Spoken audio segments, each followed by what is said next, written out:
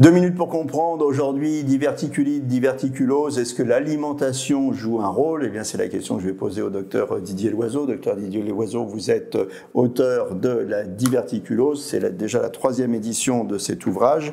Alors, diverticulose, diverticulite, est-ce que l'alimentation y est pour quelque chose? Alors, c'est une question qui a passionné le monde et pour laquelle on arrive à éclaircir un peu les choses. Et il y a plusieurs dimensions. Et d'abord, est-ce que l'alimentation favorise la diverticulose? Est-ce qu'elle favorise les complications de la diverticulite? Et que faut-il faire pour la prévenir?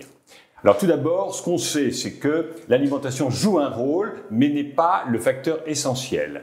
Elle joue un rôle pourquoi? Parce que quand on voit la géographie, on voit qu'il y a des diverticuloses et des diverticulites essentiellement dans les pays où les apports en fibres alimentaires sont faibles. La carte, les géographies est tout à fait parlante dessus.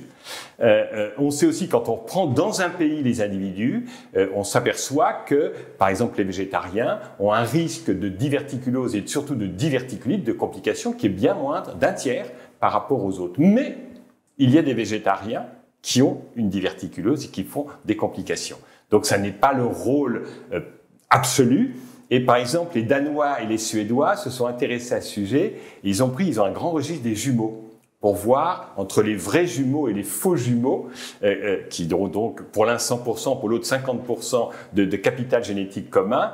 Eh bien, on s'aperçoit qu'en fait, il y a une différence entre les vrais et les faux jumeaux. Et que les vrais jumeaux, quand ils sont par paire, font plus de diverticulose quand l'un là que l'autre, que dans les faux jumeaux. Donc on voit bien qu'il y a une partie génétique, probablement, et puis une partie alimentaire.